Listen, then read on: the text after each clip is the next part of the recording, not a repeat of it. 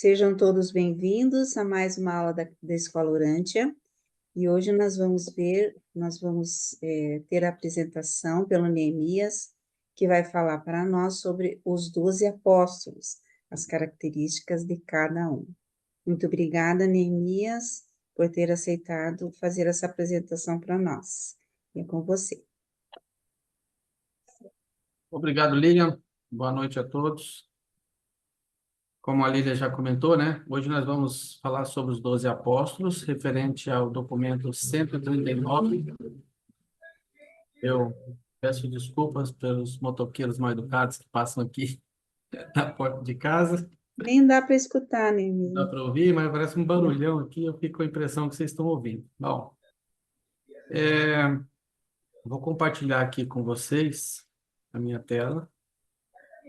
Apresentação. Quero ver se vocês estão recebendo aí. Sim. Certo? Tem alguém com o microfone aberto. Ok. Bom, mais uma vez, né, vamos pedir para o pessoal desligar os microfones. Caso você queira fazer uma pergunta, pode ligar, interromper, tá? Porque às vezes o pessoal escreve no chat, mas eu não consigo ver aqui, o chat não fica aberto para mim. Eu fico com a apresentação na tela, né? Então, hoje nós estamos no capítulo 3, aula 6ª do módulo 4, né? Para aqueles que talvez estejam aqui pela primeira vez, a Escola Urântia tem um conteúdo bem extenso. Nós já estamos no 4º módulo, mas todo esse material que foi feito desde o módulo do 1º, 2º, 3º, tudo isso está gravado, são quase 200 aulas. Então, se vocês tiverem interesse em assistir, nós temos todo esse material disponibilizado na página da escola, que é escolaurantia.com. Hoje nós vamos falar do documento 139, que trata dos 12 apóstolos.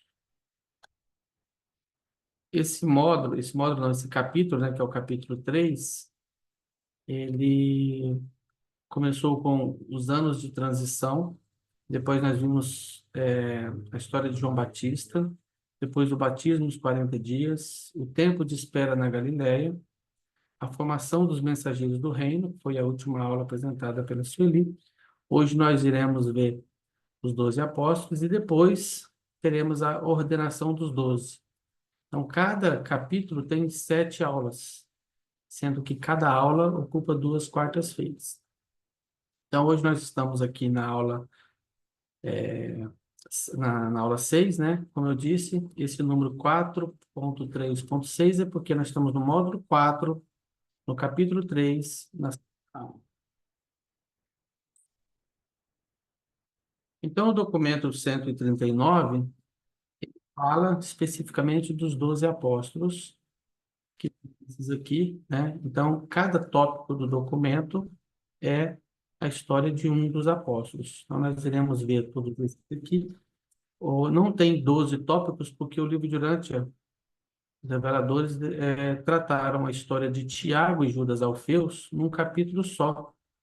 Que são 2, né? O Tiago e o Judas, eles eram gêmeos, mas a história dos dois foi tratada né, juntas no mesmo capítulo. Eu fiz uma tabelinha rápida aqui. Isso é praticamente o que já foi falado, né, anteriormente, na escolha dos apóstolos, na aula que foi apresentada pela Sueli. Ela falou da escolha desses apóstolos. Então, eu fiz uma apanhada aqui só para a gente ter uma noção. E Jesus fez a escolha dos primeiros 4 apóstolos no mesmo dia. Primeiro foi André, depois Simão Pedro, que é irmão de André, foi trazido, né? O Simão foi trazido pelo seu irmão André, e Jesus também o convidou. Depois nós tivemos os 2 filhos de Zebedeu, que é o Tiago e o João. Esse João aqui é o João Evangelista, né? Que escreveu o Evangelho de São João, está na Bíblia. Depois nós temos a figura de Filipe e Natanael, que estavam juntos, que foi no dia seguinte. E depois disso, esse aqui foram os 6 primeiros escolhidos. Eles passaram por um bom período de treinamento, veja aqui, de fevereiro até julho até que houvesse, então, uma determinação dada por Jesus de que cada um deles deveria escolher mais um. Então, cada um foi sendo escolhido. Ó, o Mateus foi escolhido por André, Simão Zelote foi escolhido por Simão Pedro, o Tiago, Alfeu e o Judas Alfeu foi trazidos por Tiago e João, dois irmãos, trazido por dois irmãos, né? Tomé foi escolhido por Filipe e o Judas Iscariote escolhido por Natanael. Nós vimos aqui também, nesse histórico, a idade deles, né?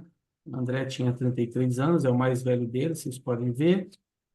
E o mais jovem deles é o João Zebedeu, com 24 anos, ó, 33, 24. Depois nós temos 30 anos, o Simão e o Tiago tinham 30. Isso no ano que eles foram aceitos, né? Foram escolhidos por Jesus para se tornar discípulos. Então, isso aqui é uma tabelinha bem rápida, só para a gente concentrar todas as informações acerca de como eles foram, em quais circunstâncias eles foram escolhidos, as suas idades, né? As suas profissões, tal, casado, filhos, tá tudo aqui. Depois esse material fica disponível, quem quiser guardar para estudo posterior, né? É um resumo de vários documentos aí que a gente vai pescando essas informações ao longo dos documentos. Então, o documento 139 começa assim. Um testemunho eloquente do encanto e da retidão da vida de Jesus na terra é que apenas um dos seus apóstolos o tenha deserdado, embora repetidamente houvesse ele reduzido a pedaços e rasgado em trapos as esperanças e a ambição que os seus apóstolos alimentavam de exaltação pessoal. Então, a gente precisa entender o contexto da época, porque aqueles discípulos que passaram a seguir Jesus, alguns, inclusive, haviam sido discípulos de João Batista. E João Batista já vinha com uma mensagem de, de que o tempo estava findando e que eles tinham que se arrepender porque a ira divina estava para chegar e que o novo reino seria estabelecido. João tinha uma mensagem muito agressiva nesse sentido, né? Arrependei dos seus pecados para que vocês possam ser salvos. Então, eles estavam naquele cenário esperando que esse Messias chegasse, estabelecesse um reino na terra, e eles tinham, então, depois que eles passaram a ser seguidores do Mestre, foram chamados para ser, vamos dizer assim, os mensageiros do reino, os apóstolos, os principais escolhidos de Jesus, eles tinham em suas mentes que, pô, agora vai vir um novo reino, Jesus será um novo rei, e nós teremos lugares de honra nesse novo reino, porque ó, nós somos os assessores principais, próximos dele. Então, eles tinham essas esperanças de que eles se tornariam pessoas muito grandes nesse novo reino que estava para ser estabelecido. E Jesus muitas vezes jogou essas esperanças no chão. Quantas vezes Jesus jogou esse balde de água fria nesses apóstolos e eles ficavam sem entender, porque tudo parecia encaixar com aquela ideia de que Jesus era o Messias. Só que Jesus nunca foi o Messias no sentido que eles esperavam. Jesus é sim um enviado de Deus. Porém, ele não veio para estabelecer um reino material na terra, se tornar um rei, como eles esperavam, que alguém chegaria, destruiria Roma, se assentaria no trono de Davi, faria o povo de Israel, a nação de Israel, ser grande novamente.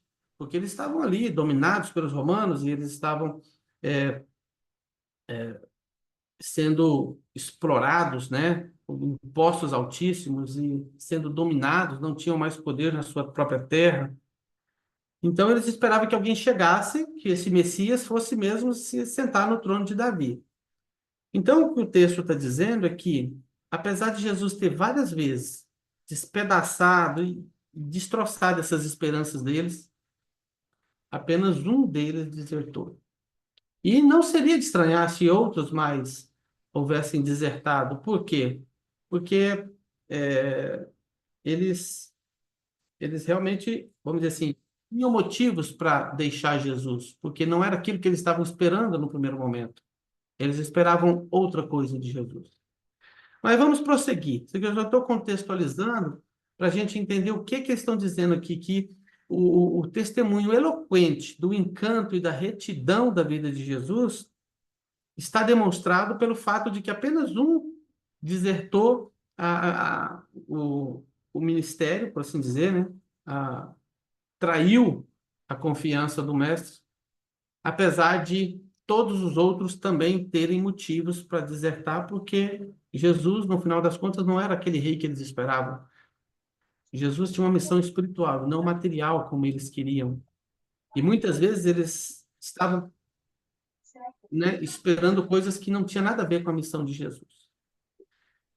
Bom, continuamos então. Os apóstolos aprenderam de Jesus sobre o reino do céu. E Jesus aprendeu muito com eles sobre o reino dos homens e a natureza humana, tal como existe em Urântia e nos outros mundos evolucionários do tempo e do espaço. O que a gente nota é que, mesmo Jesus tendo tem alguém com o microfone ligado, por gentileza, alguém esteja na moderação, por favor, silêncio. Jesus, ele sendo o Filho Criador do universo, imagina, todo o conhecimento que ele já tinha sobre tudo, sobre todas as coisas, ainda assim ele estava aprendendo com os homens, aprendendo coisas novas com a natureza humana, como funciona a mente humana, como funciona o ser humano, né? E não só, isso não era um aprendizado só de Urântia, né? Porque, de certa forma, o universo inteiro está povoado de seres humanos como nós, em outros planetas. Então, Jesus estava aprendendo a realidade, descobrindo coisas sobre essa realidade humana, sobre a imperfeição humana, sobre os seus desejos, suas vontades, as suas esperanças, suas aspirações.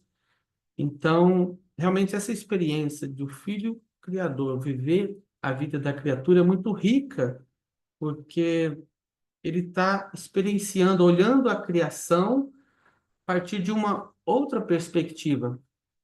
Uma coisa é ele como filho criador olhando de cima para baixo. Outra coisa é ele como um humano vivendo todos os dilemas e todas as dificuldades da realidade material, mas também vendo a criação da perspectiva de baixo para cima. Eu costumo me lembrar de um programa que passou na televisão, se não me engano, na Rede Globo, que tinha um evento em que um executivo, dono de uma grande empresa, ele se disfarçava de funcionário e ele passava alguns dias atuando ali como se fosse funcionário, fazia amizade com alguém ali, às vezes numa posição bem inicial na empresa. E ele aprendia muito sobre a empresa, vivendo a vida de um funcionário. É claro que ali ele estava todo amparado vamos dizer assim, todos os olhos atentos ao que estava acontecendo, né? E caso alguma coisa desse errado, certamente ele seria retirado daquela situação. No caso de Jesus, a coisa foi muito para valer, né? A ponto de que ele foi lançado numa cruz e não havia o que fazer, não havia como interferir. Mas isso me traz essa a lembrança desse programa, por quê? Porque isso tem algo assim também nesse programa, o proprietário daquela empresa, que ele sempre olhou a empresa de cima para baixo. Os funcionários nunca dizem, sinceramente, os seus desejos, as suas aspirações para o dono da empresa. Mesmo que ele perguntasse ou tentasse conversar com alguém, ele nunca vai ouvir com sinceridade os verdadeiros desejos né, que esse funcionário tem. Porém, quando ele se colocava como funcionário e se igualava como se fosse mais um funcionário da empresa, e ia ganhando a confiança desse colega de trabalho, ele começava a enxergar o que os funcionários realmente pensam acerca da chefia, o que realmente pensa acerca do dono da empresa, não é mesmo? Então, Jesus, o Filho Criador, Micael, vindo viver aqui, ele passa a ter uma visão dos homens, da realidade humana, da natureza humana, que não era possível que ele estivesse olhando lá da sede do universo. Então, o que nós vemos é que Jesus aprendeu muito, tanto, né, sobre o reino dos homens e sobre a natureza humana, porque ele estava aqui vivendo entre nós como homem e tendo a mesma natureza. Então, entrando no tema dos 12, né, dos 12 apóstolos, o livro diz que esses 12 homens, eles representavam tipos diferentes de temperamento humanos. Parece que aquela escolha dos 12 não foi aleatória, porque cada um dos 12 tinha um traço de personalidade diferente, um conjunto de características diferentes. Todos eles tinham um perfil diferente, né? E mesmo quando vivendo com Jesus, e tendo todo o treinamento e toda a instrução, eles ainda assim não haviam se transformado em semelhantes no sentido de, né, esses caracteres pessoais de cada um, né? Então, é isso que o livro vai trazer quando ele vai destrinchar o caráter, as características pessoais de cada um dos 12. Muitos desses pescadores galileus traziam uma forte ascendência de sangue gentil, ou seja, eles não eram judeus de sangue puro, eles tinham sempre uma mistura aqui de algum sangue estrangeiro. Gentio quer dizer estrangeiro. O povo hebreu, eles eram muito nacionalistas no sentido de que eles, ou você é judeu ou você é gentil. Gentil é todo aquele que não é judeu. Podia ser um samaritano, podia ser um grego, um romano, mas não é judeu. Então, eles não consideravam como pessoas de mesmo valor. O gentil, inclusive, segundo a lei, não era nem alguém que pudesse ser salvo, né? E essa foi uma das novidades que Jesus traz, essa boa nova de que todos são filhos de Deus e todos podem ser salvos. Mas para eles, para aquele povo judeu, o gentio tinha, vamos dizer assim, um status inferior. Porém, o livro diz que muitos desses galileus traziam essa mistura, essa ancestralidade estrangeira, por conta de muita mistura que houve no passado, e resultado da conversão forçada há 100 anos atrás da população gentia da Galileia. Então, muitos gentios foram aparecendo, né, vamos dizer assim, foram se misturando com os judeus e por conta disso eles tinham esse sangue misto. Não cometais o erro de tomar os apóstolos como sendo de todo ignorantes e pouco instruídos. Todos eles, exceto os gêmeos Alfeus, haviam sido graduados pelas escolas das sinagogas, tendo sido educados profundamente sobre as escrituras dos hebreus e sobre muitos dos conhecimentos correntes daqueles dias. 7 deles eram graduados da escola da sinagoga de Cafarnaum, e não havia escolas judaicas melhores em toda a Galiléia. O que está dizendo aqui? Na época, o sistema educacional, né, do povo judeu era concentrado nas sinagogas. As crianças, aos 7 anos de idade, começavam então a estudar através da leitura da Torá, né, o que nós conhecemos como o Velho Testamento. Então, eles estudavam, aprendiam a ler, aprendiam a escrever, e eles faziam todo um processo de decorar muitos trechos da Torá. Eles tinham essa técnica, né, de ensino. E aí, normalmente, aos 13, entre 7 e 13 anos, era esse período, e eles eram graduados, então, nessas escolas das sinagogas. Para que eles pudessem continuar o estudo, então eles teriam que ir para cidades grandes, por exemplo, para Jerusalém, para estudar na escola dos rabinos. Aí seria uma espécie de segundo grau, né, um ensino mais graduado. O que nós sabemos dos apóstolos é que nenhum deles tinha esse ensino de segundo grau, que seria de estudar nas escolas dos rabinos lá em Jerusalém. Mas, exceto pelos gêmeos Alfeus, todos haviam sido graduados nessas escolas da sinagoga, ou seja, o ensino básico ali, o ensino fundamental eles tinham, que era ler, escrever, conhecer as escrituras sagradas dos judeus, né? E o trecho traz também que a escola de Cafarnaum, a sinagoga de Cafarnaum, era uma das melhores de toda a Galiléia. Então, eles não eram analfabetos, ignorantes em relação ao estudo. Eles tinham o estudo básico que todo mundo tinha. Eu diria até que seria o equivalente ao, vamos dizer assim, o ensino médio que nós temos hoje. Por quê? Claro que resguardadas as devidas proporções. Mas, assim, a grande maioria das pessoas hoje termina o ensino médio.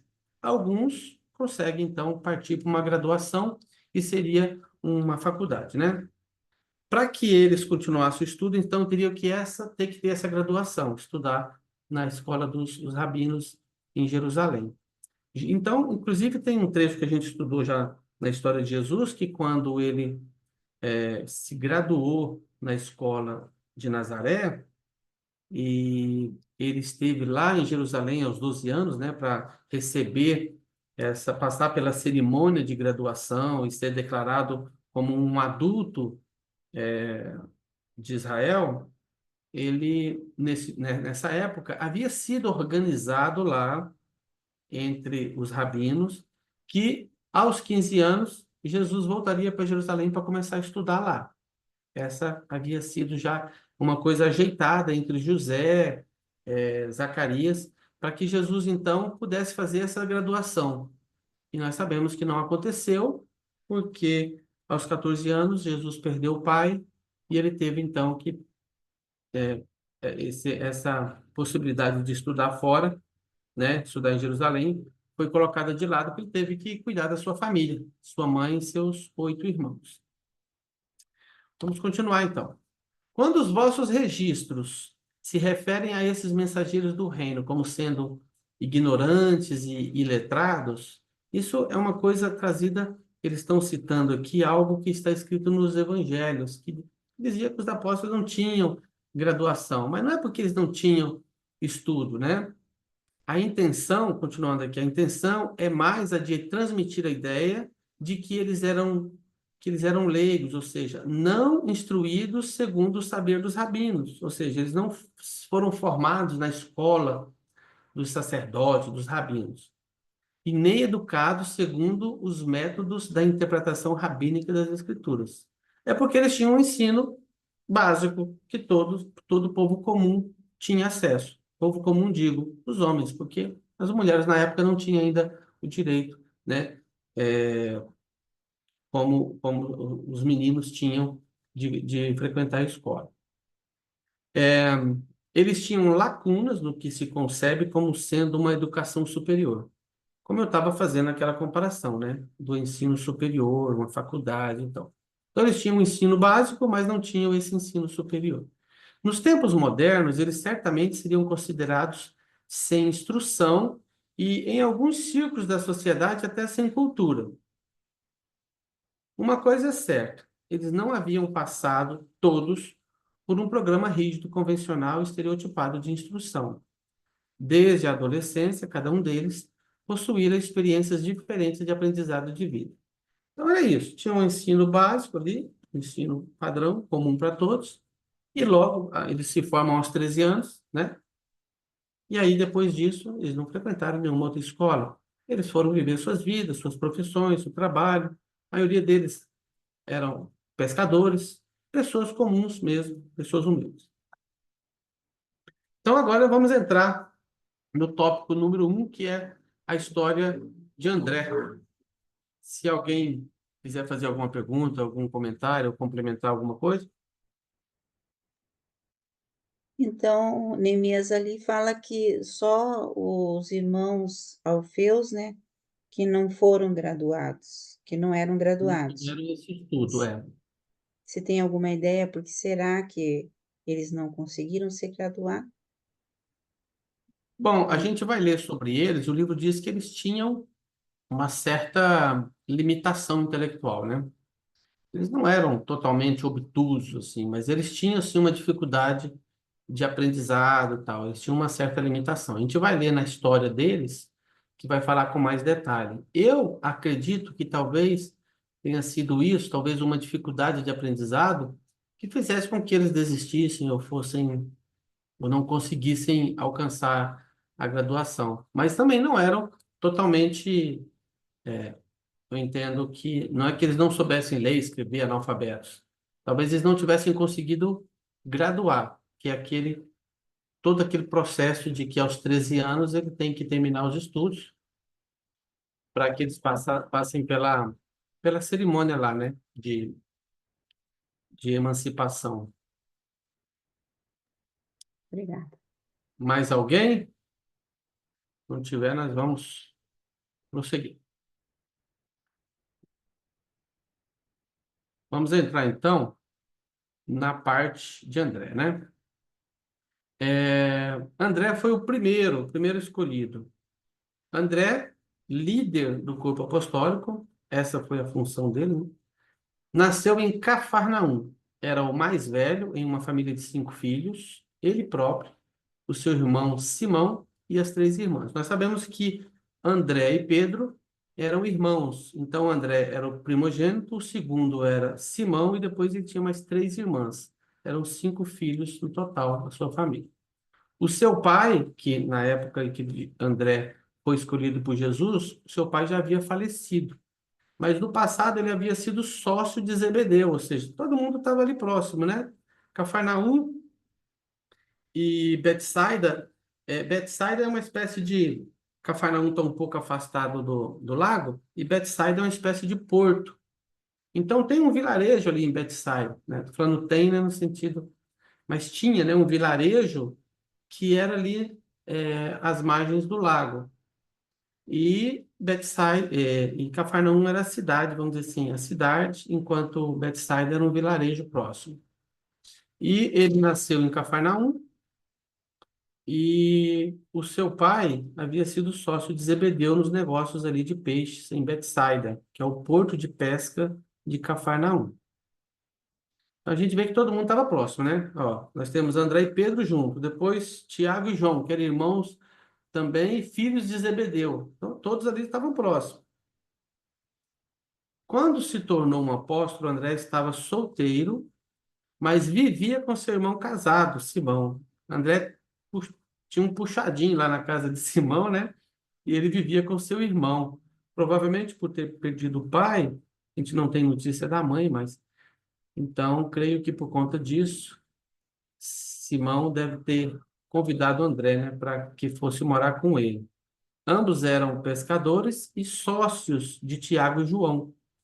Eles agora, né, os filhos eram sócios, afinal, os pais haviam sido sócios no passado, né? Os pais de André e Pedro haviam sido, o pai de André e Pedro haviam sido sócios de Zebedeu. E agora os filhos, o André e o Pedro, eram sócios de Tiago e João. Tudo em família, né? As coisas iam acontecendo ali, cidadezinha pequena, e as pessoas estavam sempre próximas. Cadê? Não quer abrir aqui. No ano 26, que foi o ano que Jesus escolheu os apóstolos, André tinha 33 anos. Um ano completo a mais do que Jesus. Então, Jesus tinha 32 nesse ano, porque a gente sabe que a diferença é sempre de 6 anos, né? Então, ano 26, você soma mais 6, vai dar 32. Jesus fez 32 anos em 21 de agosto do ano 26, enquanto que André tinha 33, era um ano mais velho que Jesus. Ele vinha de uma linhagem excelente de ancestrais e era o mais capaz. E não foi à toa que Jesus o escolheu para ser o líder, né? O líder dos apóstolos, o chefe. Excetuando a oratória, que nós sabemos que o grande mestre da oratória era Pedro, né? Pedro era o craque na oratória.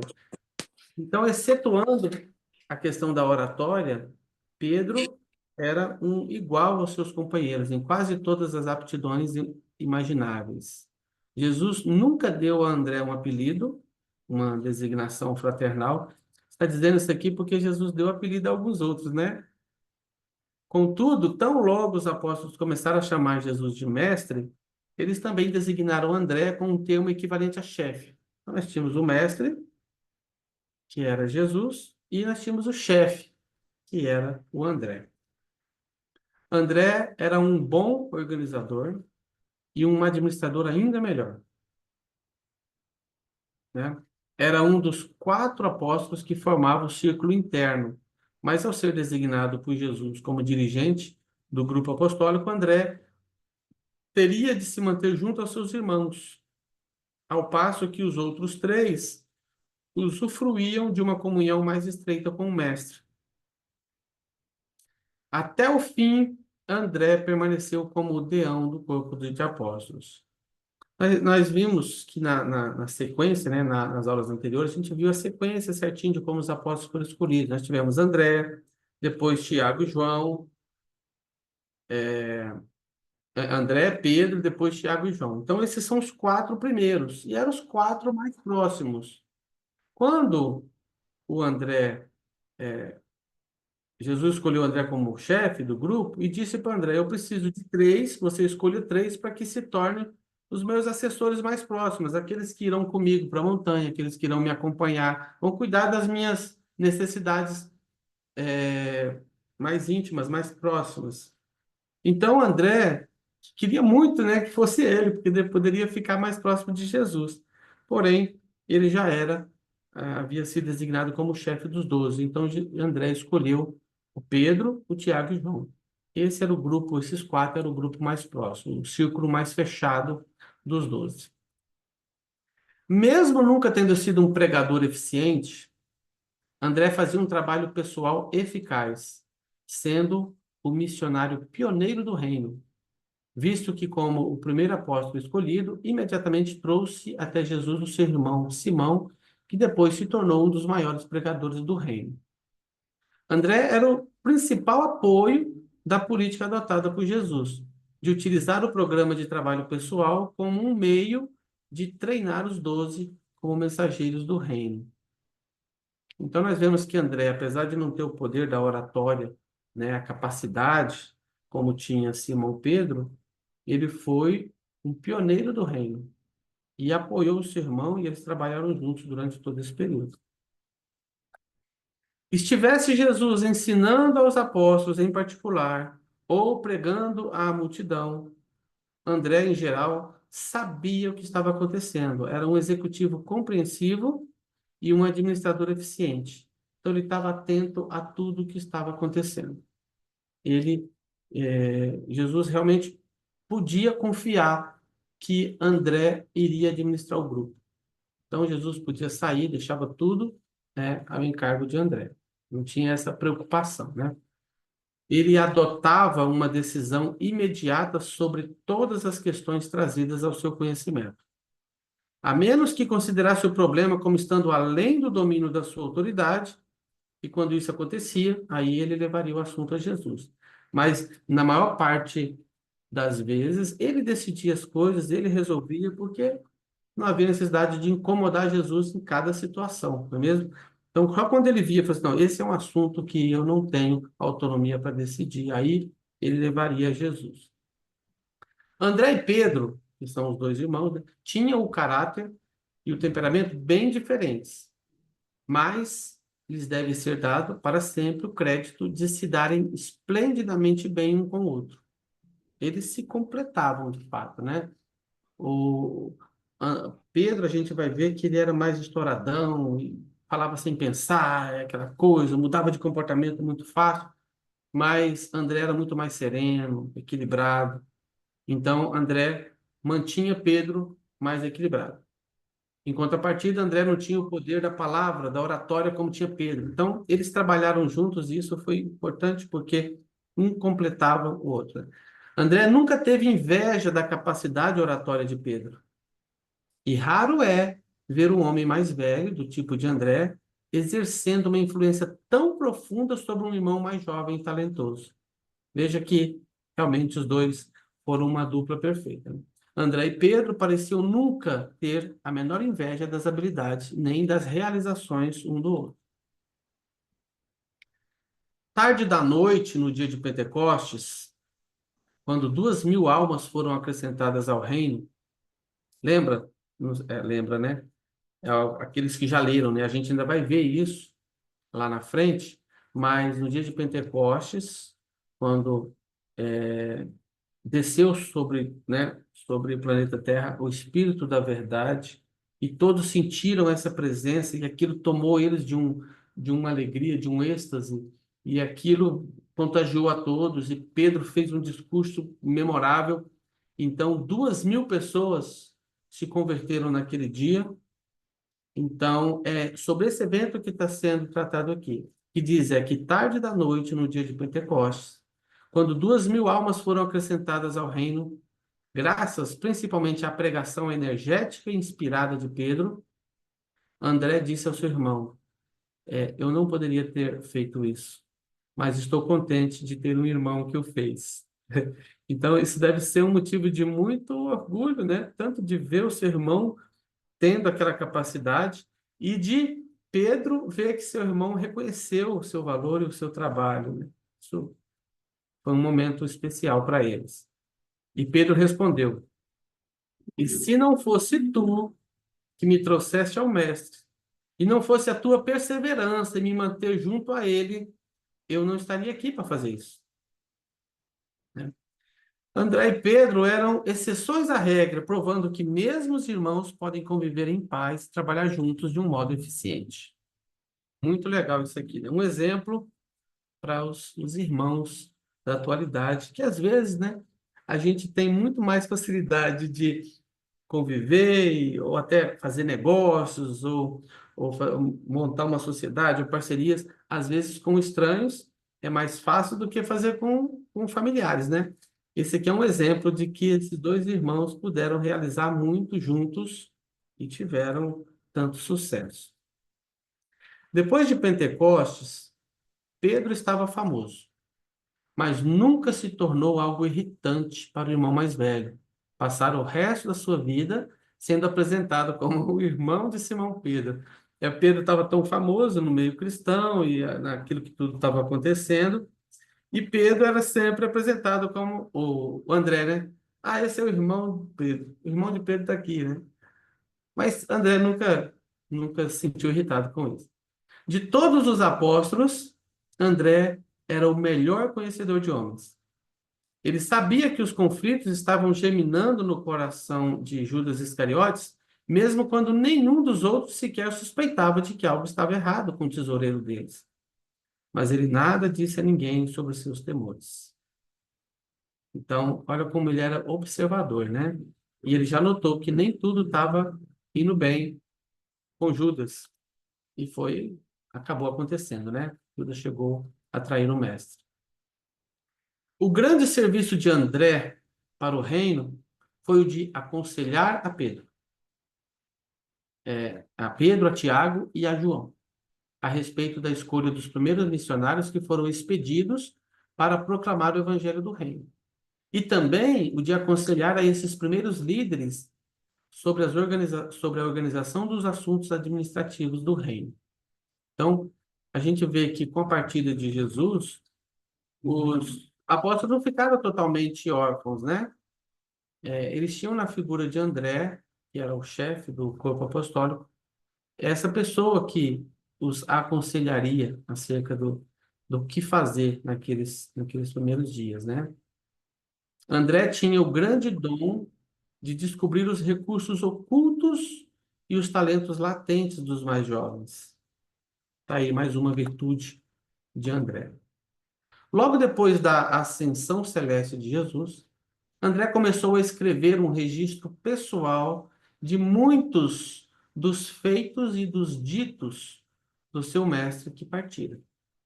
Depois da morte de André, foram feitas cópias desse registro particular e elas circularam livremente entre os primeiros instrutores da igreja cristã. Essas notas informais de André, subsequentemente, foram editadas, corrigidas, alteradas e tiveram acréscimos até que formassem uma narrativa suficientemente contínua da vida do mestre na Terra. A última dessas poucas cópias alteradas e corrigidas foi destruída pelo fogo em Alexandria, cerca de 100 anos depois que o original havia sido escrito pelo apóstolo, o primeiro a ser escolhido entre os 12. Então, essas anotações de André, essas notas de André, elas foram distribuídas e circulou livremente. Isso fez com que elas sofressem muitas alterações e a última dessas cópias acabou sendo destruída com um incêndio lá, que destruiu a biblioteca de Alexandria. André era um homem de discernimento interno claro, pensamento lógico, de decisão firme, cuja grande força de caráter consistia na sua estupenda estabilidade. A sua desvantagem de temperamento era a sua falta de entusiasmo. Ele era pé no chão demais, né? Então ele não se deixava se entusiasmar facilmente. Muitas vezes ele preferiu fazer elogios ponderados aos seus companheiros a encorajá-los. Então, muitas vezes faltava esse entusiasmo, essa energia ao transmitir informação. E essa reticência em louvar as realizações de mérito dos seus amigos nasceu da sua aversão pela adulação e pela insinceridade. Então, ele tinha tanto uma rejeição por esse negócio da adulação, de ficar, sabe, aquela história de ficar rasgando seda, né, como a gente chama, e fazer elogios não sinceros e tal, que ele acabou, por conta dessa aversão, ele também não elogiava também, né? Mesmo quando merecido, mas aí ele não fazia também. André era um desses homens categóricos, de temperamento regulado, feito por si próprio e de sucesso nos seus modestos negócios. Todos os apóstolos amavam Jesus, mas ainda assim é verdade que cada um dos 12 sentia-se atraído por algum aspecto na personalidade do mestre. O livro também traz isso, a gente vai ver em todos os tópicos, assim, o que cada um desses 12 mais admirava no mestre. Então, a gente vai ver isso bastante nos 12 tópicos, nos 11 tópicos, né? E André também essa admiração por algo que é o que mais admirava em Jesus. Então, André admirava Jesus por causa da consistência da sua sinceridade e da sua dignidade sem afetação. Quando os homens conheciam Jesus, logo ficavam possuídos por um impulso de compartilhá-lo com os amigos. Eles realmente queriam que todo mundo viesse a conhecê-lo. Será que é isso que a gente sente, né? Quando a gente conhece o livro de Urântia e a gente descobre esse Jesus, qual é o nosso impulso, qual é o nosso desejo, a nossa vontade? É compartilhar isso com as pessoas. Nossa, eu encontrei um Jesus tão fantástico e você também deveria conhecer. E as pessoas muitas vezes não estão no seu momento, né? Não estão à procura, não estão acessíveis para essa nova informação e acabam rejeitando. Nós passamos por isso o tempo todo, quando tentamos falar do livro de Urântia, com toda a nossa empolgação, com todo o nosso entusiasmo, falando assim, olha, encontrei uma coisa fantástica.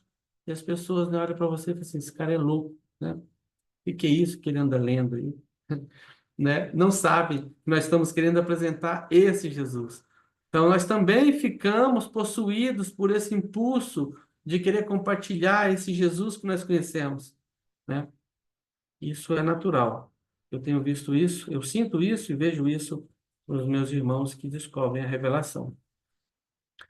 Continuando, quando as perseguições posteriores finalmente dispersaram os apóstolos de Jerusalém, André viajou pela Armênia, Ásia Menor e Macedônia. Ou seja, num primeiro momento eles continuaram ali, mas aí a coisa começou a apertar. A perseguição foi aumentando, muitos dos apóstolos perseguidos, mortos, uns crucificados, outros queimados, apedrejados, como no caso de Estevão, né, que foi o primeiro a ser apedrejado. Depois alguns foram degolados, outros jogados aos leões nas arenas, né, para divertir a plateia. Então, quando as perseguições começaram a dispersar os apóstolos, André viajou pela Armênia, Ásia Menor e Macedônia e acabou sendo preso e crucificado em Patras, na Acaia, após trazer vários milhares de pessoas para o reino. Olha o trabalho que ele fez. Vários milhares de pessoas. Então, não é 1000 pessoas, é vários milhares de pessoas, pelo trabalho que André fez. Nos dias inteiros, 2 dias inteiros, foi o tempo que levou para que esse homem robusto expirasse na cruz. E mesmo durante essas horas trágicas, continuou ele efetivamente a proclamar as boas novas da salvação do reino do céu. Imagina a fé desses homens. Ele pregado na cruz, ele levou 2 dias para morrer. Enquanto isso, ele continuou pregando da cruz, né, para as pessoas que estavam ali próximas e assistindo a ele. Grandes homens, né, viveram, tiveram o privilégio de ser companheiros de Jesus, contemporâneos de Jesus, e certamente eles também consideraram um privilégio terem sido mortos por Jesus, parte daquela missão que eles aceitaram cumprir. Alguém gostaria de comentar?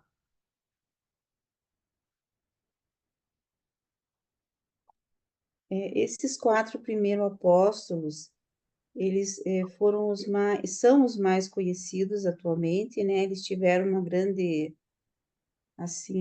grande trabalho. Parece assim que Jesus sabia que ia acontecer isso, né? Tanto que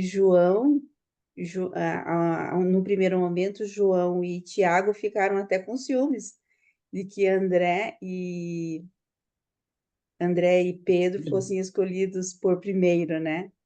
Mas veja, Pedro foi o grande orador, né? Foi aquele que levou para frente. E André também, né? Conquistou muitos para o reino. É muito lindo ver toda essa história. Muito bom. Então vamos continuar. Se alguém quiser comentar, pode fazer uso do microfone e pedir a palavra, ok? Então vamos agora no tópico 2, falar um pouquinho sobre Simão Pedro, o segundo escolhido, né? Como já vimos, Simão Pedro, irmão de André. André era o mais velho, Simão o segundo. Pedro se juntou aos apóstolos quando ele tinha 30 anos. Era casado e tinha 3 filhos. Vivia em Betsaida, perto de Cafarnaum. Betsaida nós já vimos, o porto de pesca de Cafarnaum. E era um vilarejo ali também. O seu irmão André e a mãe da sua mulher viviam com ele. Então, Pedro tinha, além da sua esposa, os 3 filhos, ainda tinha o André e a sogra, que vivia com eles, né? Ambos, Pedro e André, eram sócios de pescaria dos filhos de Zebedeu, como já vimos lá, né? Os 2 Zebedeu lá, que é o Tiago e João. O mestre havia conhecido Simão há algum tempo, quando André o apresentou como o segundo dos apóstolos. Naquele momento, Jesus deu a Simão o nome de Pedro e o fez com um sorriso para ser uma espécie de apelido, né? Simão era muito conhecido por todos os seus amigos como sendo um companheiro impulsivo e errático. É bem verdade que, mais tarde, Jesus deu importância nova e de maior significado ao apelido, conferido de uma maneira tão imediata. Simão era um homem impulsivo, um otimista. Ele havia crescido dando a si próprio a indulgência de ter sentimentos fortes. Estava constantemente em dificuldades porque persistia em falar sem pensar. Essa frase aqui me faz lembrar aquelas pessoas que falam assim, eu tenho a personalidade forte, né? As pessoas se auto-intitulam, quando ela às vezes é muito estourada e ela não leva desaforo para casa e, né, está disposta a enfrentar e brigar por conta de defender os seus direitos, os supostos direitos, né? Então, o Simão também tinha dado a si próprio, né, essa indulgência no sentido assim, é porque eu realmente tenho a personalidade forte, por isso que eu sou assim. Eu, tipo assim, dá uma desculpa, né, para o seu próprio comportamento. Mas ele tinha mesmo essa, essa característica, né, de falar sem pensar, de estourar. Essa espécie de descuido também trazia complicações, umas após outras, para todos seus amigos e condiscípulos, tendo sido motivo para o mestre muitas vezes haver chamado suavemente a sua atenção. Tinha que chamar a atenção de Pedro de vez em quando, né? A única razão pela qual Pedro não entrava em maiores complicações, por falar sem pensar, era que desde muito cedo ele aprendera a conversar sobre muitos dos seus planos e esquemas com seu irmão André, antes de aventurar-se a fazer propostas no público. Então, quando ele tinha essas ideias doidas, por sorte, ele ainda conversava com o André, e o André segurava ali e falava assim, calma, não vai por aí, não é esse o caminho, pensa melhor. A sorte de Pedro é que ele tinha seu irmão André, que o aconselhava. Pedro era um orador fluente, eloquente e dramático. Era também um líder de homens, por natureza e por inspiração. Um pensador rápido, mas sem um raciocínio mais profundo. Fazia mais do que todos os apóstolos juntos. Muitas perguntas e, embora a maioria delas fosse de boa qualidade e pertinente, muitas eram impensadas e tolas. Pedro não tinha uma mente profunda, mas conhecia muito bem a própria mente. Era, por conseguinte, um homem de decisão súbita e de ação rápida. Enquanto os outros, atônitos, faziam comentários de espanto ao verem Jesus na praia, Pedro pulava na água e nadava até a praia para encontrar o mestre. Então, assim, enquanto uns ficavam olhando assim, será que é? Será que não é? Ah, eu acho que é Jesus. Pedro já não tinha esse negócio, né? Ele era rápido. Então, quando ele viu aquela figura, imaginou que fosse Jesus, a primeira coisa que ele fez já foi pular na água, nem deu tempo do barco, né, encostar na margem, e Pedro já tinha chegado, já tinha encontrado Jesus. Então, esse era o estilo de Pedro. O traço que Pedro mais admirava em Jesus era a sua ternura elevada. Pedro nunca se cansava de contemplar a paciência de Jesus e nunca se esqueceu da lição sobre perdoar a quem erra. Não apenas 7, mas 70 vezes e mais 7, né? Então, a gente tem esse trecho, né, na Bíblia. Certa vez Pedro havia perguntado a Jesus quantas vezes a gente deveria perdoar alguém, né? 7 vezes? Então, Pedro aprendeu com Jesus que não é só 7 vezes, né? Quantas vezes forem necessárias. Ele pensou muito sobre essas impressões, sobre o caráter do mestre, de sempre perdoar. Durante aqueles dias escuros e tristes que se seguiram imediatamente depois que ele, irrefletida e involuntariamente, negou a Jesus no pátio do sumo sacerdote. O que mantinha um pouquinho a sua mente era a esperança, a sua mente, né, vamos dizer assim, de forma saudável, né? Era a esperança de que Jesus o perdoasse, que ele sabia que o que ele tinha feito era muito, era, assim, o fato de ter negado a Jesus, logo ele que tinha falado, nossa, mestre, eu vou contigo, nem que for para a morte, daria a minha vida. E aí, naquele momento ali que a coisa apertou, ele negou a Jesus. Então veio o remorso, a tristeza, o arrependimento. Então, o que manteve Pedro ainda foi esse pensamento: ó, Jesus, ele é capaz de perdoar. Eu sei que ele pode, que ele vai me perdoar. Isso manteve ele, né? Vamos dizer assim, não permitiu que ele se afundasse ainda mais na depressão e no medo, né, de ter cometido um erro que nunca mais tivesse perdão. Pensou? Né? Simão Pedro era aflitivamente vacilante. Ele ia subitamente de um extremo a outro. Primeiro, ele recusou-se a deixar Jesus lavar seus pés. E então, ao ouvir a resposta do mestre, ele implorou para que ele o lavasse por inteiro. Então, assim, ele partiu do 8 para o 80 muito rápido, né? Então, primeiro ele falou assim: não, mestre, nunca que eu vou permitir que você lave meus pés. Um instante depois, ele disse: não, mestre, então você pode lavar meu corpo inteiro, né? Esse era a figura do Pedro. Ele era uma das combinações mais inexplicáveis de coragem e de covardia. No momento, se ele fosse, por exemplo, confrontado de frente, ele demonstraria coragem. Mas se ele sentisse que ele estava sendo atacado, vamos dizer assim, indiretamente, ele demonstrava covardia, né? A sua grande força de caráter era a lealdade, a amizade. Pedro amava Jesus real e verdadeiramente. E ainda, a despeito de ter Eu uma não sei fome, para vocês, mas aqui está falhando o texto. está falhando a voz? Está falhando a voz para mim Para aqui. mim tá normal. Aqui tá Ah, é? Normal normal. também, Ah, Sueli. então é a minha internet, desculpa. Pode ser aí. Ok. Obrigado. Normal para mim. Então, Pedro amava Jesus real e verdadeiramente.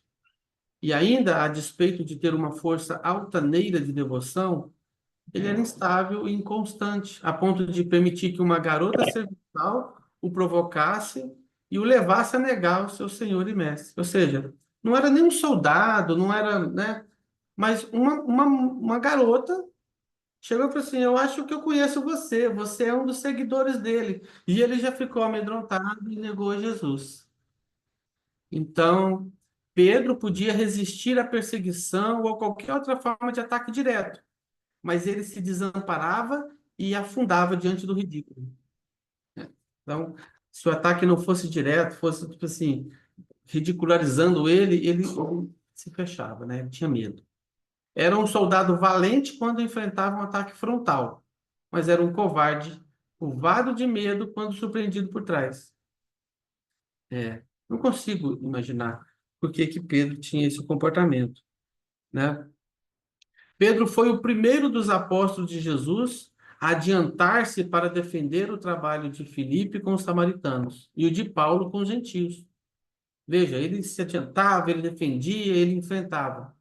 Entretanto, na Antioquia, mais tarde, ele inverteu a sua posição quando afrontado pelos judaizadores que o ridicularizavam, retirando-se temporariamente diante dos gentios, sem outro resultado a não ser trazer sobre sua cabeça a denúncia destemida de Paulo. Então veja como ele podia agir de forma corajosa quando era atacado de frente, mas quando faziam algo para ridicularizar a sua pessoa, ou fazer uma piada, ou né, uma chacota, ele se sentia afetado. Ele não conseguia lidar com a ridicularização.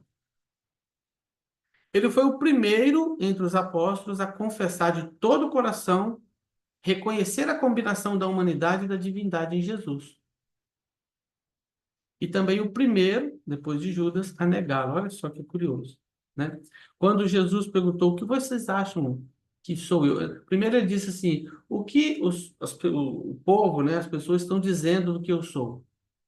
Aí uns dizem assim, uns dizem que você é um profeta, outros falam que você é a reencarnação de João Batista, o espírito de João Batista. Cada um fala uma coisa. E vocês, o que vocês acham? Pedro foi o primeiro a falar assim, você é o Filho de Deus. Então, isso representou muito, isso era muito forte. Admitir isso, falar isso, reconhecer isso publicamente. Então, Pedro demonstra isso, mas num outro momento é também capaz de negar. Pedro não era tanto um sonhador, mas ele não gostava de descer das nuvens do êxtase e do entusiasmo dos seus deleites teatrais para o mundo da realidade simples do dia a dia. Então ele vivia naquele êxtase, né, constante. Ao seguir Jesus, ele ficava literal e figurativamente à frente da procissão, ou então rastejando na última fileira, seguindo de longe por trás. Ou seja, ou ele estava ali no pelotão da frente, ou em algum momento ele entrava num momento de baixa, né? De depressão, não sei, e ele seguia lá atrás, afastado, de longe. Esse era o temperamento de Pedro. Entretanto, ele era o pregador mais notável dos 12. Ele fez mais do que qualquer homem, a não ser Paulo, para estabelecer o reino e enviar os seus mensageiros aos 4 cantos da terra, em uma só geração. Então, ele só perde desse trabalho público aí, ele só perde para Paulo, que realmente foi um homem excepcional, uma figura, né, que teve um trabalho incrível de disseminação. Mas, tirando Paulo, Pedro é o que mais fez pelo cristianismo. Após negar intempestivamente ao mestre, ele caiu em si, e com o apoio compassivo e sensível de André, ele tomou de volta o caminho das redes de pescaria, enquanto os apóstolos permaneciam estáticos à espera de saber o que viria depois da crucificação. Quando ficou totalmente seguro de que Jesus o havia perdoado e de que tinha sido recebido de volta ao aprisco do mestre, o fogo do reino queimou de modo tão brilhante dentro da sua alma que ele se tornou uma luz grande e salvadora para milhares de almas na escuridão. Pedro, então, ao se recuperar daquele momento de fraqueza, de ter negado o mestre, mas depois que ele viu que Jesus o havia perdoado, o evangelho né, reacendeu tão forte na sua alma que ele se tornou esse grande homem na disseminação do evangelho. Depois de deixar Jerusalém, e antes de Paulo tornar-se um espírito de liderança para as igrejas cristãs dos gentios, Pedro viajou extensivamente, visitando todas as igrejas da Babilônia até Corinto. Ele visitou muitas igrejas e ministrou até mesmo naquelas que haviam sido erigidas por Paulo. Paulo ficou preso por muito tempo, né? E Pedro, então, visitava essas igrejas. Foi nesse período que Paulo esteve preso que ele mandava as cartas, né? Tudo que a gente vê na Bíblia, as epístolas de Paulo aos Efésios, aos Gálatas, aos Tessalonicenses, a Tito, a Timóteo, né? E aos Filipenses e tantos outros, aos Coríntios, aos Romanos, tudo são cartas de Paulo que ele passou a escrever para as igrejas porque não tinha mais como visitar essas igrejas, ele ficou preso. E Pedro visitou muitas dessas igrejas. Embora Pedro e Paulo tivessem temperamento e educação muito diferentes, até mesmo em teologia, eles trabalharam juntos e harmoniosamente nos seus últimos anos para a edificação das igrejas. A gente sabe que teve um leve atrito ali entre Pedro e Paulo, a gente encontra relatos disso na Bíblia, mas apesar de algumas diferenças, por assim dizer, alguns conceitos teológicos diferentes, ainda assim eles trabalharam juntos e de forma harmoniosa, né? Um pouco do estilo e dos ensinamentos, um pouco do estilo e dos ensinamentos de Pedro é mostrado nos sermões parcialmente transcritos por Lucas e no Evangelho de Marcos. O seu estilo vigoroso foi mais bem representado na sua carta conhecida como a Primeira Epístola de Pedro. Ao menos isso é verdadeiro antes de haver sido ela alterada posteriormente por um discípulo de Paulo. Pra você ver, a gente não consegue, né? Sempre tem alguém para ir lá e mexer e alterar, ou seja, adequar conforme as suas ideias. E aí o que nós temos hoje, então, é uma epístola de Pedro que foi alterada por um discípulo de Paulo. Todavia, Pedro persistiu no erro de tentar convencer os judeus de que Jesus era, afinal, real e verdadeiramente o Messias deles. Esse foi o erro de Pedro, né? Tentar convencer os judeus de que Jesus era o Messias. E Jesus não era o Messias. O conceito que os judeus tinham da vinda do Messias era de um libertador político, de alguém que viria, restabeleceria o trono de Davi, se assentaria nesse trono, se tornaria um novo rei em Israel e faria de Israel uma nação forte novamente, expulsando os dominadores, né? O Império Romano. Mas Jesus não foi isso. Mas Pedro continuou insistindo nessa ideia de que Jesus era o Messias. Até o dia da sua morte, Simão Pedro continuou a padecer mentalmente da confusão entre os conceitos de Jesus enquanto Messias judeu, de Cristo como o Redentor do mundo e do Filho do Homem, enquanto uma revelação de Deus, o Pai cheio de amor por toda a humanidade. Então ele tinha essa dificuldade. Ele ficava entre o conceito de um Messias judeu e o conceito do Redentor do mundo, como um Filho de Deus que veio para salvar a humanidade. A esposa de Pedro era uma mulher muito capacitada. Durante anos, ela trabalhou satisfatoriamente como membro do corpo feminino. Lembra que a gente já leu que, além dos 12 apóstolos, tinha também um grupo de 12 mulheres que eram as 12 apóstolas, por assim dizer, as 12 discípulas, que acompanhavam o grupo, e naqueles lugares onde os homens não entrariam para fazer pregações, as mulheres entravam, por exemplo, em alguns lugares, como lugares de baixa reputação, né? que é muito comum em todas as culturas, as mulheres então tinham essa acessibilidade, elas podiam entrar, ter acesso a esses locais para poder pregar. E foi num desses eventos aí que, inclusive, Maria Madalena foi trazida. O corpo de mulheres era 10, depois cresceu, aumentou mais duas, e entre essas duas estava Maria Madalena. Então, a esposa de Pedro fazia parte desse corpo de mulheres. E quando Pedro foi expulso de Jerusalém, ela o acompanhou em todas as suas jornadas às igrejas, bem como em todas as suas excursões missionárias. E no dia em que seu ilustre marido teve a vida ceifada, ela foi atirada às bestas selvagens na arena de Roma. Então ela morreu no mesmo dia que Pedro. E assim este homem, Pedro, um íntimo de Jesus, um dos que fizeram parte do círculo interno do Mestre, partiu de Jerusalém proclamando com poder e glória as boas novas do reino, até que a plenitude da sua ministração tivesse sido alcançada.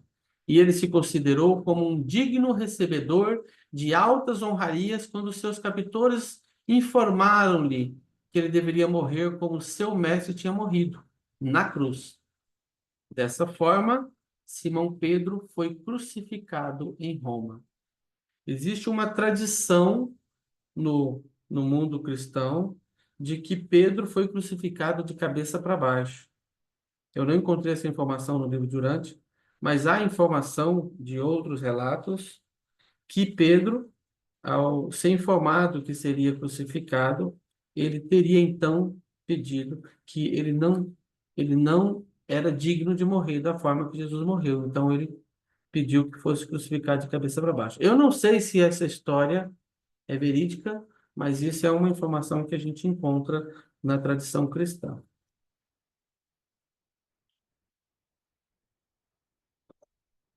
Alguém quiser fazer algum comentário? Neemias, Neemias, Pode falar, Roberto. a gente estudando essa parte de Pedro, de Simão Pedro, a gente nota o quanto é difícil. Você desligou o microfone. Falou que foi o anfitrião que desligou. Não. Será? Foi sem querer, tá? Desculpe. Retornando, a Sim. gente nota quanto é difícil a gente perder os costumes, as velhas crenças. Simão Pedro, tendo sido criado no meio judaico e aprendendo que viria o Messias, e mesmo estando na presença de nosso Senhor Jesus, ele, mesmo assim, ele teve dificuldade de entender essa situação de que ele não era o Messias político, e sim o Filho do Homem. Você concorda? Essa crença no Messias era uma coisa muito forte, muito enraizada, né? Imagina você viver numa cultura em que você está sendo dominado, né? O povo judeu era muito orgulhoso, eles tinham uma crença de que eles eram a nação escolhida e que Deus havia feito um pacto com Abraão e que nesse pacto Deus teria então dito a Abraão: você será o pai de uma grande nação e essa nação será honrada e protegida por mim, né? Por todos os séculos.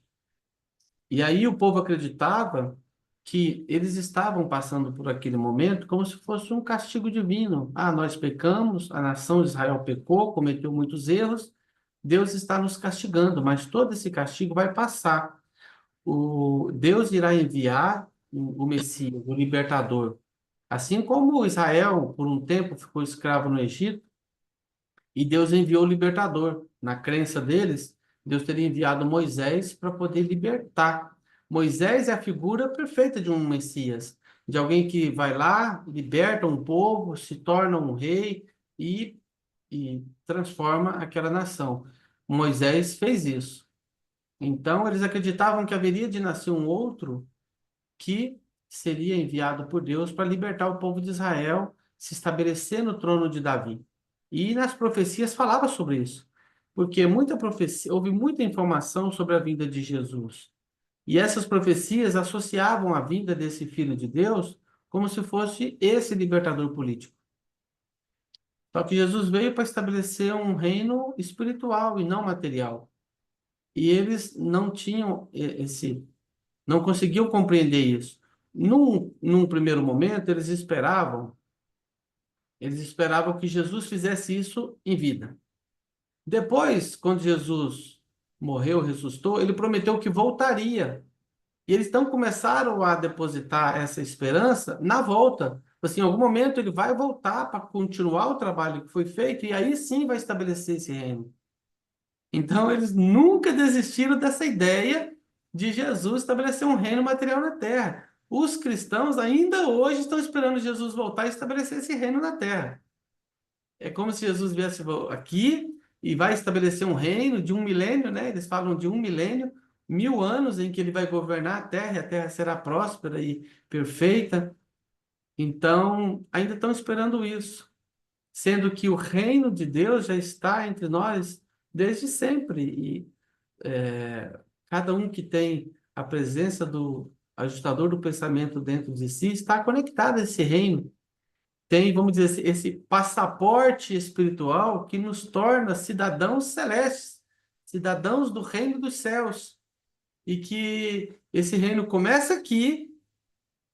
Nós não somos apenas cidadãos da terra, cidadão brasileiro que possui um documento, um CPF, um RG. Nós somos também cidadãos celestiais.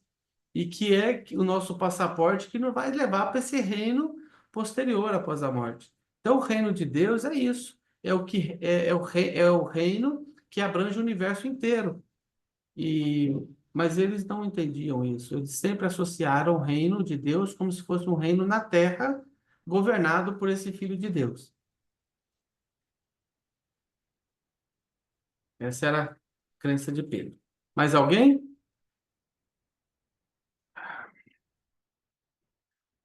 Pode falar, Lilian. Então, eu achei interessante, assim, aquela questão de Pedro, porque ele era muito, dava a impressão que ele era muito, ali o texto fala dramático, né? Dramático, muito sensível, eu acho, assim, né? Nesse sentido. Acho que dramático é na oratória. Uma Em oratória oratória. dramática, dramático Aham. na oratória. Tá. É. Então, mas quando ele negou Jesus, e depois a gente vê na sequência lá que Jesus, que ele vê o perdão de Jesus, né? Quando Jesus pergunta, você me ama, Pedro, né? Depois da ressurreição. E esse impulso que deu, imagine, né? Você se sentir perdoado pelo próprio Deus, né? Por Deus, por Jesus, o impulso, isso que me chamou a atenção no texto, assim, o impulso que foi, deu vida para ele, né? O impulso de pregar e de levar o evangelho. Foi isso. Sim. Foi muito forte, né? Uma pessoa capaz de dar a vida, enfrentar tudo, né? Por amor a Jesus. Eu fico me pensando às vezes, né? Será que nós faríamos isso, né? Então, é uma é uma força que eu não consigo imaginar. Essa entrega que eles fizeram, tanto da vida a ponto de enfrentar a morte com tanta coragem, né? Bom, a glória que eles esperavam ter aqui na terra, certamente eles receberam no reino do céu, né? Imagina ser recebido pelo Filho Criador com um abraço forte. Assim, falei que vocês estariam comigo no meu reino. Imagina a alegria, né? E depois, então, compreender tudo, compreender o porquê de cada uma daquelas coisas, e por que que tudo aconteceu. Então, certamente a recompensa foi muito grande para todos eles. Vamos lá. Vamos continuar. Vamos agora começar a falar de Tiago e Zebedeu. Tiago, o mais velho dos dois apóstolos, filhos de Zebedeu. Nós tínhamos Tiago com 30 anos e o João com 24, né? Jesus havia dado um apelido a eles, né? Filhos do trovão. Tiago estava com 30 anos quando se tornou apóstolo. Era casado, tinha 4 filhos e vivia próximo dos seus pais, nos arredores de Cafarnaum, em Betsaida. Então, ele estava lá em Betsaida também, nos arredores de Cafarnaum. Era um pescador e exercia sua profissão em companhia de João, seu irmão mais jovem, associado a André e Simão. Eles tinham uma sociedade, né? Tiago e o seu irmão João desfrutavam da vantagem de haver conhecido Jesus antes de qualquer dos outros apóstolos. Por quê? Jesus, naquele período em que ele voltou de Roma e ele decidiu que ele tinha que esperar um tempo antes de começar o ministério, ele foi então para o porto de Cafarnaum, ali em Betsaida, e ele trabalhou por um período como construtor de barcos. Então, ali ele teve contato direto com Tiago e João. E ele foi praticamente adotado por Zebedeu, porque Jesus vivia ali na casa de Zebedeu. Passou a ser a sua casa, né? Quando ele saiu da casa de Maria, sua mãe, a casa de Zebedeu e Salomé se tornou a casa de Jesus. Vamos para o próximo. Esse competente apóstolo possuía um temperamento contraditório. Ele parecia realmente possuir duas naturezas, ambas, de fato, movidas por sentimentos fortes. Em especial, tornava-se veemente quando a sua indignação chegava inteiramente ao auge. Tinha uma disposição feroz quando adequadamente provocado, e quando a tempestade chegava ao fim, ele estava sempre habituado a justificar-se e a desculpar-se da sua raiva sob o pretexto de que era uma manifestação de justa indignação. Excetuando-se por essas perturbações periódicas de ira, a personalidade de Tiago era muito semelhante à de André. Ou seja, ele tinha esse negócio, esse rompante, né, de agir de forma estourada, e aí depois ele se desculpava que, é porque realmente, quem é que não fica indignado numa situação dessa, né? É aquela história da justa indignação. Eu agi assim porque eu fui provocado. A gente tem visto muito isso, né? Recentemente, a gente viu. Então, ele justificava, falou assim, eu só agi assim porque, nossa, me provocaram de um jeito que eu não tinha como resistir. Então, ele se justificava. Esses ataques, essa ferocidade com que ele agia às vezes. Ele não tinha a circunspecção de André, nem o discernimento dele sobre a natureza humana, mas era um orador público muito melhor. Depois de Pedro e talvez de Mateus, Tiago era o melhor orador público entre os 12. Então, nós tínhamos, em primeiro lugar, Pedro, talvez em segundo lugar, Mateus, depois Tiago, né? Ou Tiago e Mateus talvez estivesse ali meio empatado, pelo que está dizendo aqui.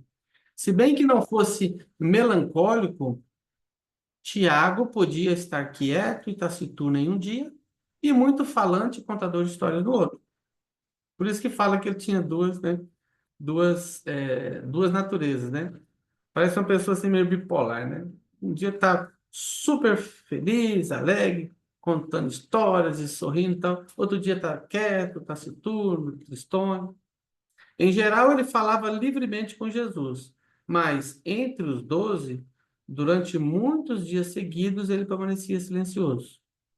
Nas fases, né? Na fase baixa, ele passava esse período aí. A sua grande fraqueza estava nesses intervalos de silêncio inexplicável. O traço notável da personalidade de Tiago era a sua capacidade de ver todos os lados de uma questão. De todos os 12, era ele quem chegava o mais próximo de captar a importância e o significado real do ensinamento de Jesus. Olha só que incrível. Apesar de toda essa sua bipolaridade, não sei se era bipolar ou não, estou só usando como referência, mas essa dupla natureza dele, apesar disso, ele era o que mais se aproximava de captar o significado do que Jesus falava. Isso é incrível, né? Também ele havia sido lento a princípio para compreender o que o mestre queria dizer, mas logo que eles terminaram os aperfeiçoamentos, Tiago estava de posse de um conceito superior da mensagem de Jesus. Era capaz de entender uma gama bastante ampla de naturezas humanas. Ele se dava bem com o versátil André, com o impetuoso Pedro e com seu contido irmão João. Era alguém que se dava bem com todos, né? Isso era um ponto muito positivo. Embora Tiago e João tivessem os seus problemas tentando trabalhar juntos, era inspirador observar como os dois se davam bem. Não tinham tanto êxito quanto André e Pedro, mas se saíam muito melhor do que era de se esperar em geral de dois irmãos, especialmente de dois irmãos tão teimosos e determinados. Então, eles tinham assim as suas dificuldades e era louvável então o fato de conseguirem trabalhar juntos apesar de toda essa diferença de comportamento, né, de temperamento dos dois.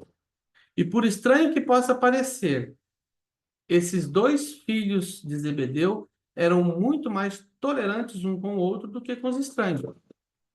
Eles nutriam uma grande afeição entre si e sempre haviam sido bons companheiros na recreação. Foram esses filhos do trovão os que quiseram pedir que o fogo do céu descesse no intuito de destruir os samaritanos que ousaram demonstrar falta de respeito pelo seu mestre. Dá para você ver, né? Depois de tanto tempo com Jesus, aprendendo sobre a tolerância, sobre o amor, e aí, quando aqueles samaritanos ousaram faltar com respeito a Jesus, o que eles fizeram? Pediram a Jesus que fizesse cair fogo do céu para destruir aqueles samaritanos. Contudo, a morte prematura de Tiago modificou muito o temperamento veemente de João, seu irmão mais novo. Não sei se todos sabem, mas Tiago foi o primeiro, né, a sofrer o martírio, porque ele foi o primeiro apóstolo a morrer. Foi muito rápido, foi muito prematuro. A característica de Jesus mais admirada por Tiago, nós vimos que todos os tópicos nós temos essa, né? O que ele mais admirava em Jesus, cada um dos apóstolos. No caso de Tiago, era a afeição compassiva do Mestre. O interesse compreensivo manifestado por Jesus para com o pequeno e o grande, o rico e o pobre, exercia uma grande atração sobre ele. Então, o que ele admirava em Jesus é o fato de Jesus não fazia acepção de pessoas. Jesus tratava com a mesma atenção o pequeno, o grande, o rico, o pobre, não importava. Jesus não olhava para o seu status, né? Jesus dava atenção a todos. Isso, essa afeição que Jesus tinha por todos, era o que Tiago mais admirava no Mestre. Tiago era um pensador, um planejador bem equilibrado. Junto com André, ele era um dos mais ponderados do grupo dos apóstolos. Era um indivíduo vigoroso, mas nunca tinha pressa para nada. Tiago foi um excelente contrapeso para Pedro. Pedro era o meio que oposto, né? Sendo modesto e pouco dramático, era um servidor do cotidiano, um trabalhador despretensioso. Quando compreendeu algo do real significado do reino, ele não buscou nenhuma recompensa especial. E deve ficar claro que foi a mãe de Tiago e João, por si própria, quem fez o pedido para serem concedidos aos seus filhos os lugares à direita e à esquerda de Jesus. Isso é um evento também que aconteceu, para quem não conhece a história toda, lá atrás, em algum momento, atrás, na verdade, que esse documento está meio que atemporal, né? Está contando a história dos apóstolos, mas houve um momento que Salomé, a mãe deles, eu comentei que era o Zebedeu, o pai, e Salomé, a mãe. Salomé, ela procurou Jesus sem o conhecimento de Tiago e João e pediu a Jesus para que, olha, quando você estabelecer seu reino, eu gostaria de pedir que você colocasse os meus filhos como posição de honra, que um ficasse à sua direita e um ficasse à sua esquerda. Olha o pensamento, né? Jesus já tinha falado tanto que o reino dele não era desse mundo, que não era material e tal, mas ela tinha essa ideia. Porém, o Tiago, nós vimos que ele nunca buscou essa recompensa, esse negócio de preferência, né? Como se fosse ter uma posição especial. Quando eles declararam que estavam prontos para assumir tais responsabilidades, deve ser reconhecido que estavam conscientes dos perigos inerentes à suposta revolta do mestre contra o poder romano, e também que estavam dispostos a pagar o preço disso. E realmente pagaram, né? Quando Jesus perguntou se eles estavam prontos para beber do cálice, eles responderam afirmativamente. E quanto a Tiago, isso acabou sendo a verdade ao pé da letra. Ele bebeu do cálice com o mestre, visto ter sido ele o primeiro dos apóstolos a sofrer o martírio, sendo muito cedo colocado à morte pela espada de Herodes Agripa. Como eu disse, né? Ele foi o primeiro a passar pelo martírio entre todos os apóstolos. Tiago, assim, foi o primeiro dos 12 a sacrificar a própria vida na nova frente de batalha do reino. Herodes Agripa temia Tiago acima de todos os outros apóstolos. E aí eu não sei se por conta do perfil de Tiago, Herodes tinha esse temor, né? E aí ele manda matar Tiago. De fato, muitas vezes ele permanecia quieto e silencioso. Mas quando as suas convicções eram estimuladas e desafiadas, ele tornava-se corajoso e determinado. Tiago viveu a vida na sua plenitude. E quando o fim chegou, comportou-se com tanta dignidade e fortaleza que até mesmo seu acusador e denunciador, que testemunhou seu julgamento e execução, ficou tão chocado que se afastou às pressas da cena da morte de Tiago para juntar-se aos discípulos de Jesus. Olha só que incrível isso que aconteceu.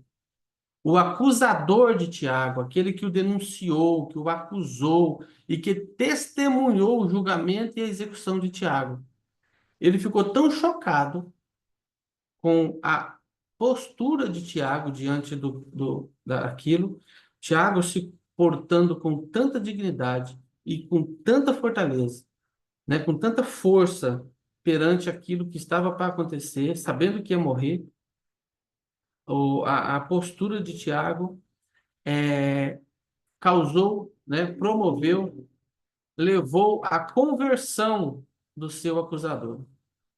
Então, acho que depois que ele assistiu aquilo, ele ficou tão tocado que ele correu para se juntar aos discípulos. Imagina, na morte de Tiago, né, a sua coragem, a sua força salvou a alma daquele homem, né, que havia acusado, que havia denunciado o Tiago.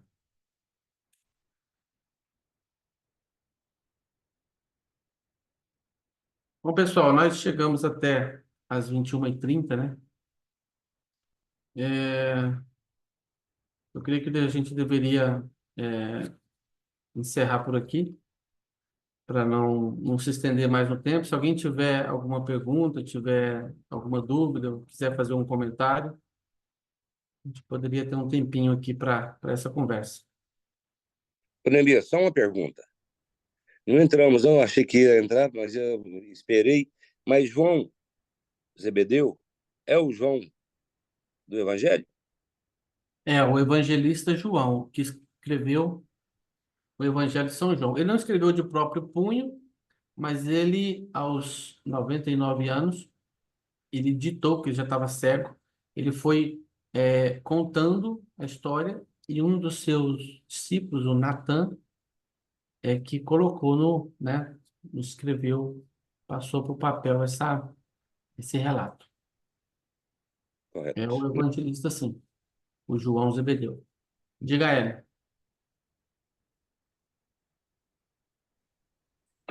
Boa noite a todos, bom vê-los. Boa noite. Neemias, eu queria saber de você, que andou preparando esta aula, que, aliás, com o mesmo brilhantismo você está passando para a gente, se em relação, se o livro Urântia dá alguma notícia sobre o apóstolo Pedro ser o primeiro papa, ser o criador da Igreja Católica, como é amplamente divulgado por eles, ou é omisso? Essa é a É, minha pergunta. então, o livro de Urântia não confirma que Jesus tenha edificado ou fundado uma igreja ou tenha estabelecido essa igreja na pessoa de Pedro. Tem um trecho no Evangelho que fala, né, que quando Jesus deu a ele o nome de Pedro, disse: sobre essa pedra edificarei a minha igreja. Esse trecho não tem no livro de Urântia. Então, de fato, Jesus não fundou uma igreja. Agora, é inegável que Pedro se tornou líder, tanto ele quanto Paulo se tornaram os grandes líderes daquele movimento que estava se formando. E de acordo que um ia morrendo, ia transferindo essa liderança para os seus sucessores. E ao longo do tempo, nós tivemos vários líderes da igreja cristã primitiva. Isso só foi formalizado e só virou uma igreja de fato quando Roma se converteu ao cristianismo. E aí Roma, sim, estabelece uma igreja, ou o que nós conhecemos de Igreja Católica Apostólica Romana, nasce ali, com a figura do Constantino, que decreta a religião oficial de Roma como sendo o cristianismo. E a partir desse momento, aí sim, tudo começa a se formalizar. E aí surge a igreja, e aí surge um líder, e esse líder, que se torna o primeiro papa, que na verdade não foi Pedro, diz assim: eu sou apenas sucessor da linhagem de Pedro. Então a igreja declara que Pedro teria sido o primeiro líder, mas veja que Pedro era casado, então essa figura do Papa não existia ainda.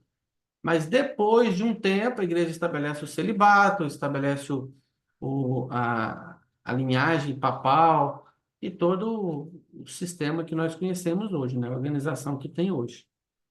O trabalho começa com Pedro, mas a igreja formalizada começa com Constantino.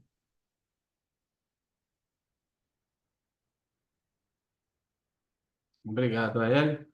Diga, Angélica. Então, eu estive na Armênia, que eu sou de origem armênia, meu pai é armênio, o ano passado, e a guia local disse que quem levou o cristianismo para a Armênia foi São Judas Tadeu e Bartolomeu. Bartolomeu seria o Natanael.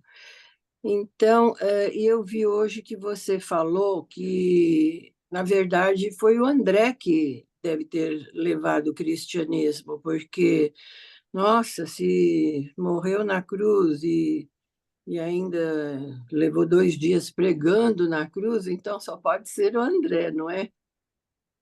Você não falou quase de São Judas hoje, por quê? É porque são 12 discípulos, né? Eu estou falando na sequência. Eu falei de Ah, André, tá. falei de Pedro, falei de Tiago. A gente Tá. vai continuar isso na semana que vem e vamos abordar a vida de todos os outros. Então eu acho que foi o André mesmo que levou, né, o Ali cristianismo. fala que ele viajou para a Armênia. Eu vou fazer um spoiler aqui do Natanael. O livro diz que ele foi para a Índia. Sim. Eu não sei por que que tem essa tradição. A gente precisa tentar entender melhor. Existe uma tradição cristã que diz que a cruz de André não era uma cruz como a de Jesus, por exemplo, né? Que era uma espécie de um X. Essa é a Ah, tradição que mostra André crucificado num X. acho que é por isso que ele aguentou ficar 2 dias ainda É, pregando, né, é. na cruz. Então tá bom. Obrigada. Diga a Sueli. Então, mais spoiler, mas não, só para saber. De repente, até você traz isso na semana que vem, se você não viu, porque eu não achei. Quando eu estava estudando para fazer os Mensageiros do Reino, aí Tiago e Judas, os irmãos Alfeus, né? Eles eram também chamados de Tadeu e Lebeu. Então, Judas era chamado de Tadeu e o outro era chamado de Lebeu. Será então que esse é o Judas Tadeu? Mas aí não faz muito sentido, porque fala no livro que os irmãos Alfeus, eles não seguiram para trabalhar no reino, eles voltaram para a vida antiga deles, né? Não sei se É, você chegou a ver alguma coisa. de fato, esse Judas Tadeu é o É o Judas Alfeu. Alfeus. É. Aham. É que a história cristã, eles têm muitos Judas para lidar, né? É um nome muito comum. E aí fazem alguma confusão. Nós temos a figura de Judas, que continuou um trabalho missionário, que foi o Judas, irmão de Jesus. Isso. Mas que ao longo da história, talvez a igreja tentando ocultar esse irmão de Jesus, porque eles não queriam aceitar que Maria tivesse outros filhos, né? Então os irmãos de Jesus foram meio que escondidos na história, meio ocultos ali. Então, talvez o trabalho de Judas, irmão de Jesus, depois tenha sido atribuído a Judas Tadeu, que é o Judas Alfeu. Porque a gente, lá na história que nós temos hoje, não tem a figura desses dois Judas, só tem o Judas Iscariotes e o Judas Tadeu. Só tem esses dois. Só que nós temos três Judas: o Judas Iscariotes, o Judas, irmão de Jesus, e o Judas Alfeu. Judas Alfeu voltou para sua vida normal. Provavelmente pegaram o trabalho de Judas, irmão de Jesus, mas para não associar ele como irmão de Jesus, associou o trabalho de Judas Tadeu. É o que eu fico mais propenso a acreditar. Faz sentido. Tá bom, obrigada. Imagina. Vamos lá. Mais alguém?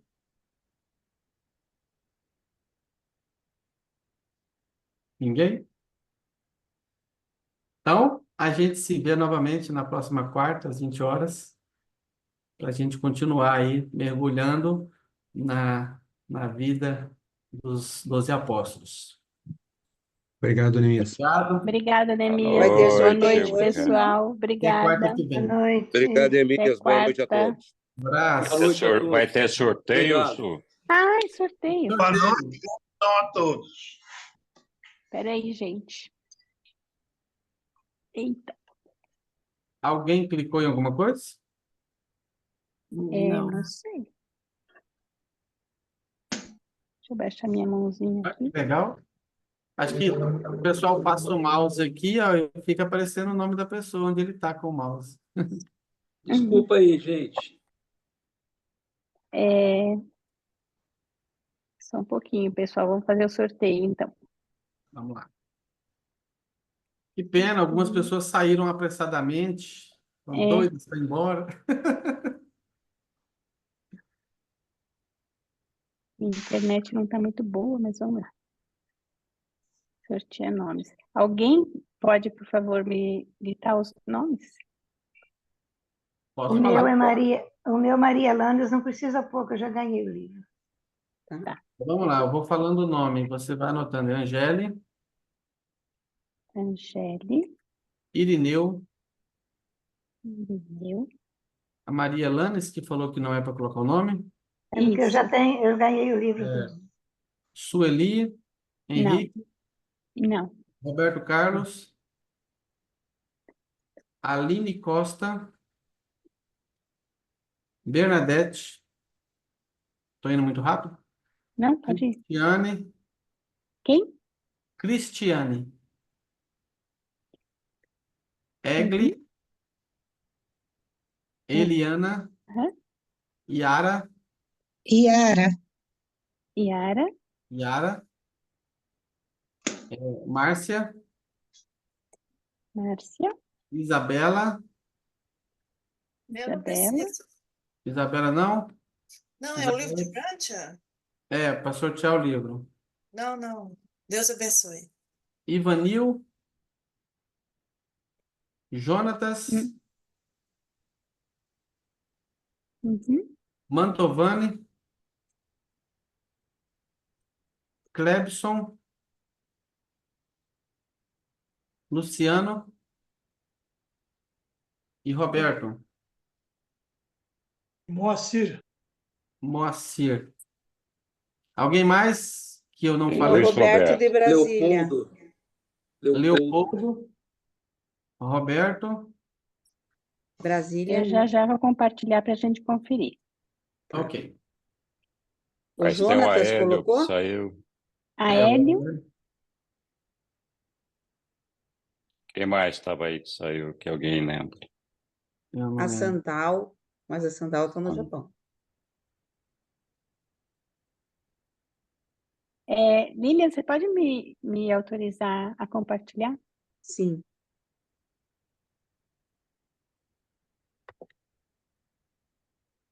Obrigada.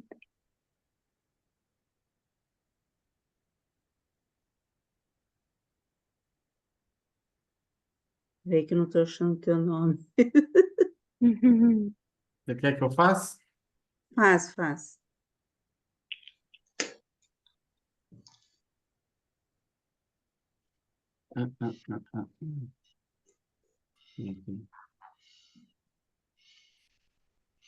Eu não consigo fazer, não. Acho que vai ser só você mesmo. Você que está como host, eu sou o co-host. É nos 3 pontinhos da foto lá, clica lá, que pronto. É facinho de clicar lá e ver 3 pontinhos da foto. Vai lá, Lilian, nos 3 pontinhos da foto da Sueli. Aí abre o menu. Agora deu.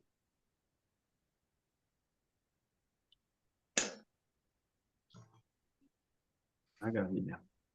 Vocês estão vendo ou não? Estou vendo.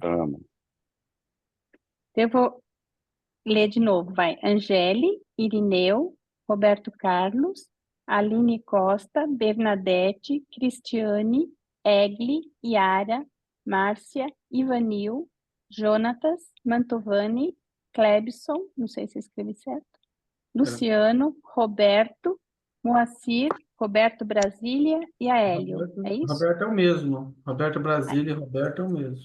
Ah, ok. Pessoal, na lista faltou Eliana. Eliana.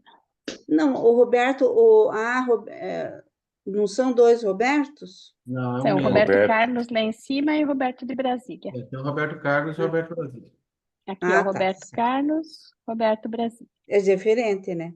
Ah, Faltou tá. E o Leopoldo Jonatas, também. tá aí o Jonatas? O Jonatas também tá aqui. Ah, tá. Se alguém não Se alguém tiver, estiver faltando, fala aí. Levanta a mão. Faltou Leopoldo. Leopoldo.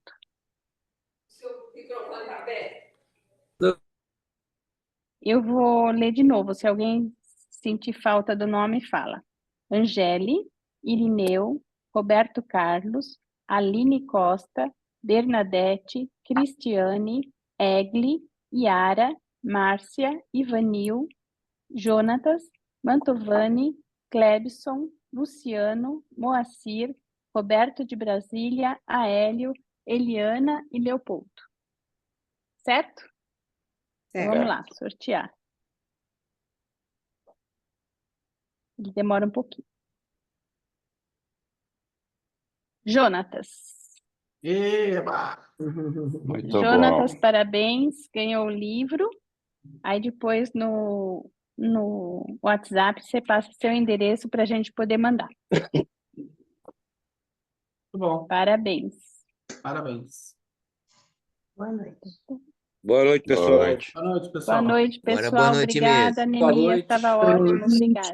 Boa noite, Até parabéns. semana que vem. Boa Boa noite. noite, obrigada, Neemias. Muito Até a bom. semana que vem para todos. Até. Noite a Boa todos. noite. Boa Boa noite. Semana noite. que vem esperamos todos aqui. Segunda noite. parte. Para a segunda parte, né, Tchau, Neemias? Isso Muito aí. bom.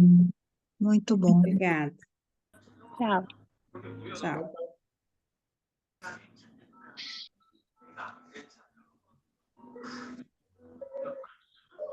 Oi, Lilian, não saí ainda.